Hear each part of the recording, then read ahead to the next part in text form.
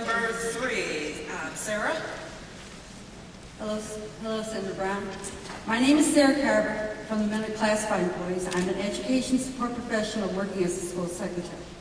Before I ask my question, I would like to thank you, Senator Brown, for being the first co-sponsor of Senate Bill 547, the annual Classified Employee of the Year Award Act. The education support professionals across the country really appreciate your support on this bill. We hear rumblings from Washington about entitlements needing to be addressed. Assuming we are talking about Social Security, Medicare, and Medicaid, and the like, what is going to happen in these discussions? Are our Ohio pensions threatened in these discussions? Simply no. We will not change. First of all, we will not change the system in terms of Social Security and PERS and that age-old fight that you have to gin up every few years, play defense, and beat it back. We will do that again, and we will win again on it. Second, Congress will look at, the budget discussions so far have been about what's called non-defense discretionary spending. That is about 14% of the budget. All the cuts have been in that small, relatively small area. That's why they've made such major cuts to Pell Grants and tried to make major cuts to Pell Grants and Head Start and Planned Parenthood and a lot of the discretionary education programs. The whole debate needs to be wide. We've got to deal with the budget deficit. We shouldn't make sharp cuts today because that will cost us jobs, because we know one of the things about the Recovery Act 2 years ago was it saved a lot of education and teacher jobs. It saved a lot of police and fire jobs because the states went ahead to do more layoffs. We know that. But we need to widen this discussion as we do long-term deficit reduction.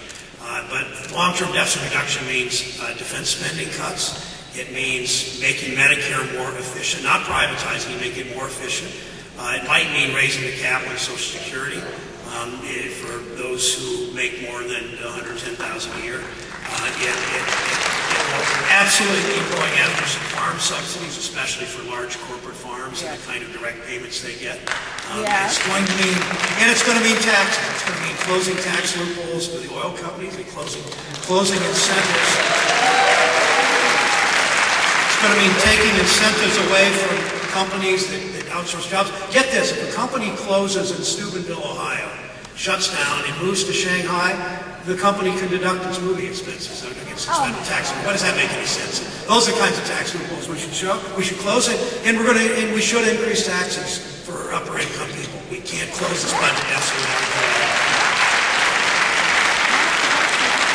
At the same time, when I hear Speaker Boehner say, we're broke as a nation, we're not broke as a nation. We have a budget problem, but we don't make it. We can't afford to say, okay, we're not going to spend money on education when we're not going to spend money on healthcare. We're a rich country still with a serious budget problem. We also have a serious infrastructure deficit. We also have a trade deficit, the largest in the world. We have a lot of things to work on, and the budget deficit's not the only thing. The most important thing is job growth, and we need to figure out how we do investments in the future and the right kinds of budget cuts and the right kind of revenue increases to get our budget deficit closed, but most importantly, to create jobs. And if we don't create jobs, you know what happens in your school districts all over this country. Even the most affluent school districts are hit so hard by this economy, and that's got to change. Thanks for asking.